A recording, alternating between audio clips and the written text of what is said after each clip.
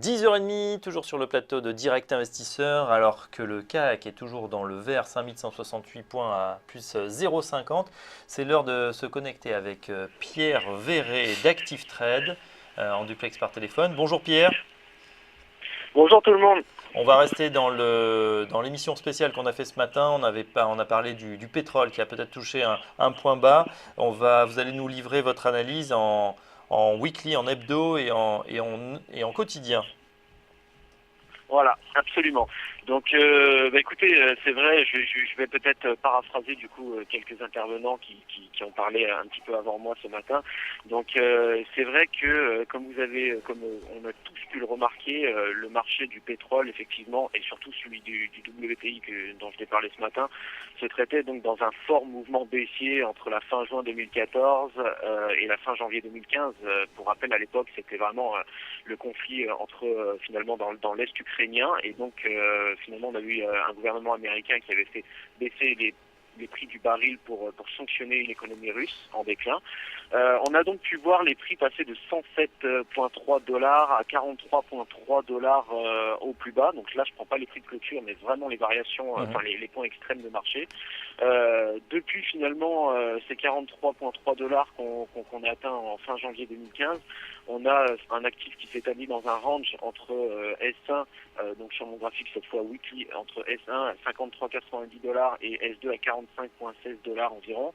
On a pu légitimement suspecter une figure en double bottom, en double creux, qui a donc été validée. Enfin ça, je vais livrer plus de détails sur le chart en daily.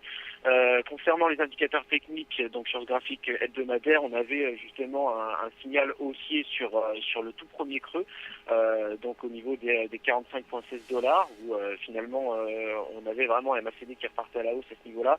Le Williams Percent Range, lui, est actuellement en situation de surachat, donc ça constitue pas forcément un signal aussi, un signal d'achat significatif. Ça laisse plutôt penser que un pullback serait possible éventuellement sur S1. Maintenant, si vous voulez bien, on va passer un petit peu plus dans le détail sur un graphique journalier cette fois. Sur un graphique journalier, donc comme je l'ai dit, on voit la situation de range finalement un petit peu plus en détail. On peut voir effectivement le double creux dont je parlais tout à l'heure qui a été validé avec le franchissement de S1 qui était une résistance et qui est dorénavant devenu support. On a également une moyenne mobile exponentielle à 55 périodes qui avait donné un signal légèrement en avance par rapport à la rupture du range. Concernant les indicateurs techniques, cette fois, on a cette fois un ADMI donc qui dénote d'une pression acheteuse qui s'installe de plus en plus sur l'actif, avec notamment le DI+ au-dessus du DI- et un ADX à 40 qui démontre que le mouvement est toujours bel et bien en tendance.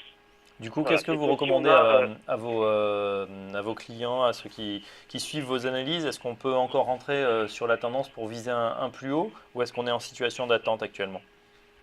Alors effectivement, bon là j'aurais deux points de vue pour les investisseurs qui sont, j'allais dire un petit peu plus, bon forcément on est dans du moyen long terme parce qu'on est sur des graphiques aux unités de temps assez éloignées, daily et hebdomadaire. Simplement là j'aurais vraiment deux opinions à donner. La première, ce serait que si on est déjà effectivement long sur le WTI, j'aurais tendance à conseiller de rester long au-dessus de S1 tant que S1 n'est pas repassé. Donc finalement tant que les prix ne repartent pas à l'intérieur du range, on n'a aucun signal baissier significatif ou de consolidation significative. Donc si vraiment vous êtes déjà en position, j'aurais tendance à vous dire de garder la position. Si également vous êtes sur vous établissez un scénario assez long terme, j'aurais tendance à vous dire d'acheter finalement l'actif étant donné que le signal vient d'apparaître, donc en termes de timing on est assez bon.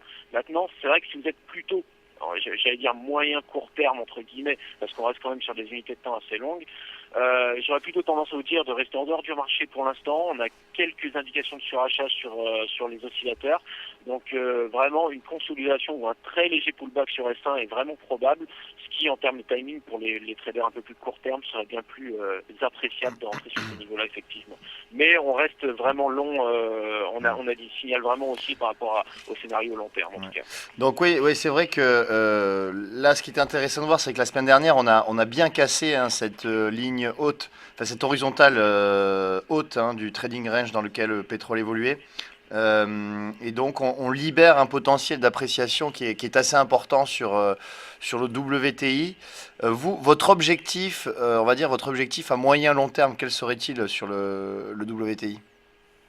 Alors, l'objectif moyen-long terme serait situé au niveau de R2, qui constitue une résistance majeure pour D'accord. moi. C'est également un retracement de 50%.